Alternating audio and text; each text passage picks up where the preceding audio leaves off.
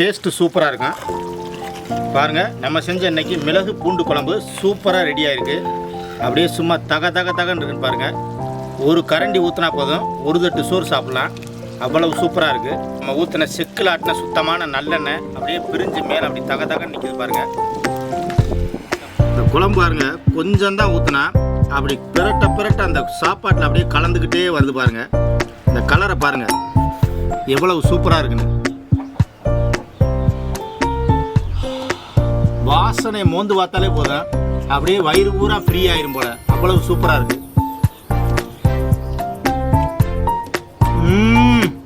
அப்பா இந்த குழம்பு அப்படி தேனாமிர்த மாதிரி இருக்கு, அவ்வளவு டேஸ்டா இருக்கு. எல்லாருக்கும் வணக்கம். இன்னைக்கு ஒரு அருமையான பூண்டு மிளகு குழம்பு தான் வைக்க போறேன். இது எல்லா குழம்பு மாதிரி ஒரு டேஸ்ட்டுக்காக சாப்பிட்றது மட்டும் இல்லை, உடம்புக்கு அவ்வளவு நன்மை தரக்கூடியது. இந்த குழம்பு பார்த்தீங்கன்னா சாப்பாட்டிலேருந்து தோசை இட்லி வரைக்கும் ஊற்றி சாப்பிடலாம், அவ்வளவு டேஸ்ட்டாக இருக்கும். இதில் என்னென்ன பொருள் சேர்க்குறான், என்ன பக்குவத்தில் இந்த குழம்பு வைக்கிறான் அப்படின்றத தொடர்ந்து பார்க்கலாம் வாங்க.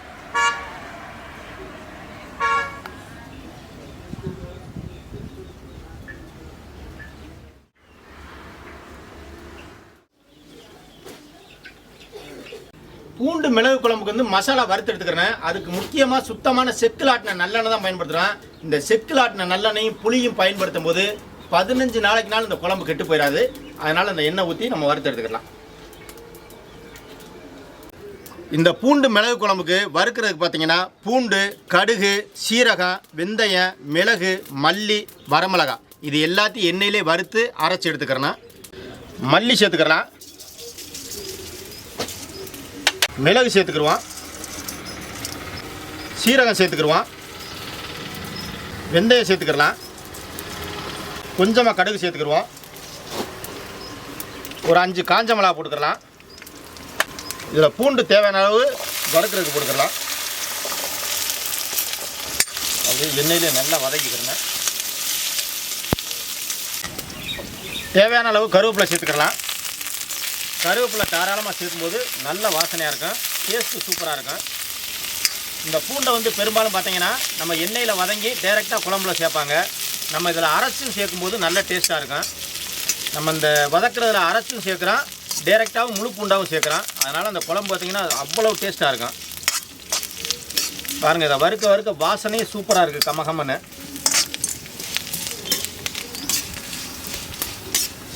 பாருங்கள், பூண்டுமே நல்லா அப்படியே பொன்னிறமாக கலர் வந்துருச்சு, நல்லா வறுபட்டுருச்சு. இதை அப்படியே இறக்கி நல்லா ஆற வச்சு அரைச்சி எடுத்துக்கலாம். நல்லா ஆற விட்டுட்டு அரைச்சிக்கிறணும். நம்ம இன்னைக்கு செய்ய போகிற பூண்டு மிளகு குழம்பு வந்து மண் சட்டிலாம் வைக்க போகிறேன். நல்லா மணக்க இருக்கேன். சுத்தமான செக்கில் ஆட்டினா நல்லெண்ணெய் ஊற்றிக்கிறலாம். நல்லெண்ணெய் ஊற்றிக்கிடுவோம். தாளிப்புக்கு கடுகு உளுந்தம் பருப்பு சேர்த்துக்கலாம். வெந்தயம் சேர்த்துக்கிடுவோம். கட்டி பெருங்காயம் சேர்த்துக்கலாம். இந்த குழம்புக்கு முக்கியமாக கட்டி பெருங்காயம் சேர்த்தே ஆகணும், நல்ல வாசனையாக இருக்கும். உங்கள்கிட்ட கட்டி பெருங்காயம் இல்லைன்னா தூள் பெருங்காயம் கடைசியாக சேர்த்துக்குங்க, சூப்பராக இருக்கும். ஒரு 10 மிளகு சேர்த்துக்கிடுவோம். இது நல்லா குழம்போட மிக்ஸ் ஆகும்போது நல்லாயிருக்கும். கருவேப்பிலை சேர்த்துக்கலாம். வெட்டி வச்ச சின்ன வெங்காயம் சேர்த்துக்கிடுவோம்.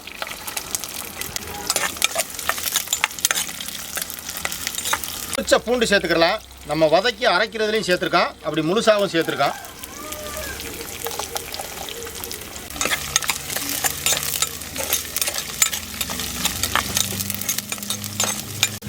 வெங்காயம் பூண்டு நல்லா வதங்கிருச்சு. இது கூடவே உங்கள் வீட்டில் வந்து தாளிப்பு வடகை இருந்தால் சேர்த்துக்கலாம், நல்ல வாசனையாக இருக்கும். பாருங்கள், நல்லா சூப்பராக வதங்கிருச்சு.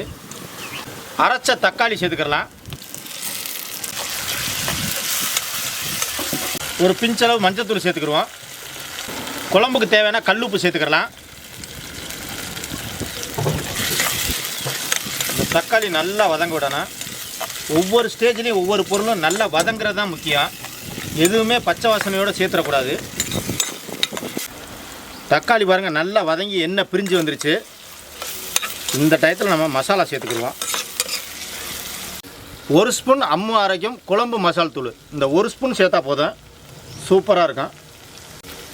லைட்டாக அப்படி எண்ணெயில் கிளறி விட்டுக்கலாம். நம்ம வறுத்து அரைச்ச மசாலாவை சேர்த்துக்கலாம். இந்த பூண்டு குழம்புக்கே ஒரு முக்கியமான பொருள் இது தான்.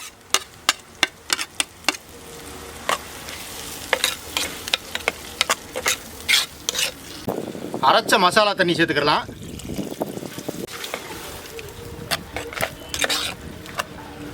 நம்ம சேர்த்துருக்க மசாலா பாருங்கள் அப்படியே எண்ணெய் பிரிஞ்சு வருது. இந்த டயத்தில் அப்படியே புளியை சேர்த்துக்கிடுவோம்.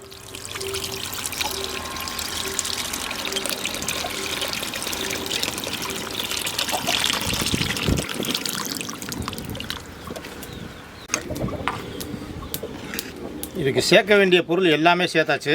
அவ்வளோதான். இது நல்லா கொதி வர விட்டு அப்படியே கொஞ்சம் நல்லா வற்ற விட்டு இறக்கிக்கிறேன்னா சூப்பராக நல்லா மணக்க ரெடி ஆகிட்டு இருக்கு. குழம்பு நல்லா எண்ணெய் பிரிஞ்சு வந்துருச்சு. கடைசியாக கொஞ்சம் வெல்லம் சேர்த்துக்கலாம். இந்த வெல்லம் புளிப்பு காரம் எல்லாத்தையும் அப்படியே ஈக்குவல் பண்ணிடுறோம். டேஸ்ட்டு சூப்பராக இருக்கும். பாருங்கள், நம்ம செஞ்ச இன்றைக்கி மிளகு பூண்டு குழம்பு சூப்பராக ரெடி ஆகிருக்கு. அப்படியே சும்மா தகன்னு இருக்குன்னு பாருங்கள். ஒரு கரண்டி ஊற்றினா போதும், ஒரு தட்டு சோறு சாப்பிட்லாம். அவ்வளவு சூப்பராக இருக்குது.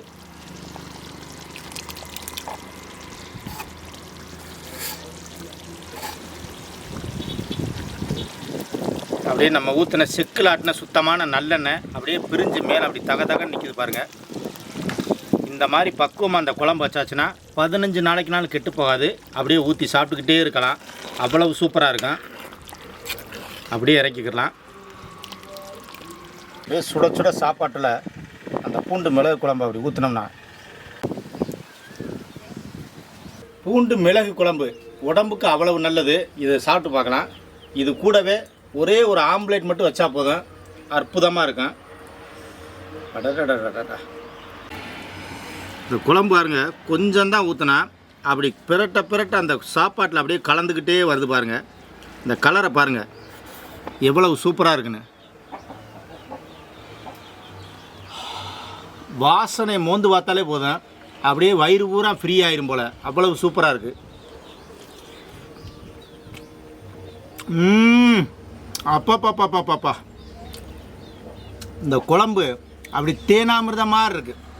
அவ்வளவு டேஸ்ட்டாக இருக்குது. அப்படியே பிரட்டிக்கிட்டே சாப்பிடலாம்.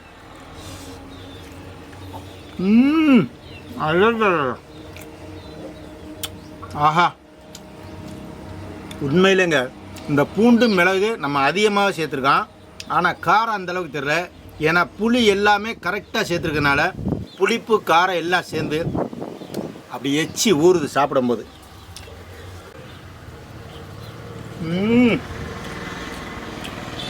அப்படியே ஆம்லேட்டை பிடிச்சி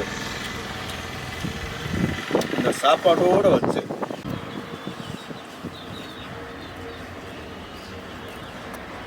அடா இந்த பூண்டு மிளகு குழம்புக்கு அந்த பெப்பர் தூணு அந்த ஆம்லேட்டுக்கு டாப் லெவலாக இருக்குது. சாப்பிட்டுக்கிட்டே இருக்கலாம். இதுலேயும் நல்லா முருகலாக தோசை சுட்டு அதை ஊற்றி தொட்டு சாப்பிட்டோம்னா அப்படி கருக்கு மறுக்குன்னு இந்த காரத்துக்கும் புளிப்புக்கும் அவ்வளவு அருமையாக இருக்கும். இந்த மாதிரி குழம்புலாம் கண்டிப்பாக வாரத்துக்கு ஒரு முறை வச்சு சாப்பிட்றதுனால உடம்புக்கு அவ்வளவு நல்லது. சுவையும் கொஞ்சம் கூட குறைவு இருக்காது. மிச்சம் இருந்தாலும் எத்தனை நாளைக்கு வேணாலும் ஊற்றி அப்படியே பிரட்டி சாப்பிட்டுக்கிட்டே இருக்கலாம். அவ்வளவு சூப்பராக இருக்கும்.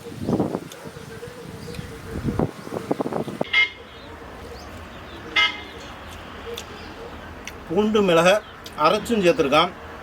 நம்ம பூண்டை சும்மாவும் சேர்த்துருக்கான். அதனால் சாப்பிட அவ்வளோ சூப்பராக இருக்குது. இந்த முழு பூண்டை சாப்பாடோடு வச்சு சாப்பிட்றது அவ்வளோ சூப்பராக இருக்குது.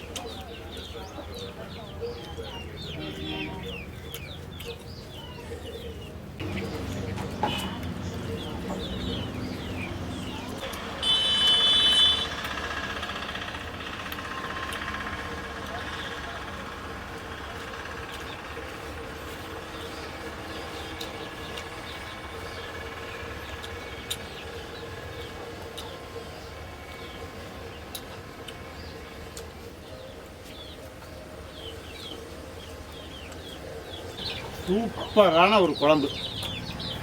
சுட சோறுக்கும் இந்த ஒரு கரண்டி குழம்புக்கும் அவ்வளவு சூப்பராக இருந்துச்சு. ஒரு தூக்கத்தை போட்டு எந்திரிச்சோம்னா வயிறு அவ்வளோ ஃப்ரீ ஆயிடும். அடுத்த சாப்பாடுக்கு ரெடி ஆகிடலாம். அற்புதமான ஒரு குழம்பு. இந்த குழம்பை நம்ம வச்ச பக்குவத்தில் கண்டிப்பாக நீங்களும் வச்சு சாப்பிட்டு பாருங்கள். செம்ம டேஸ்ட்டாக இருக்கும். நம்மளுடைய வில்லேஜ் ஸ்டாரிங் சேனலை தொடர்ந்து ஆதரவு கொடுங்க. எல்லோரும் சப்ஸ்கிரைப் பண்ணி லைக் பண்ணுங்கள். எல்லாருக்கும் நன்றி.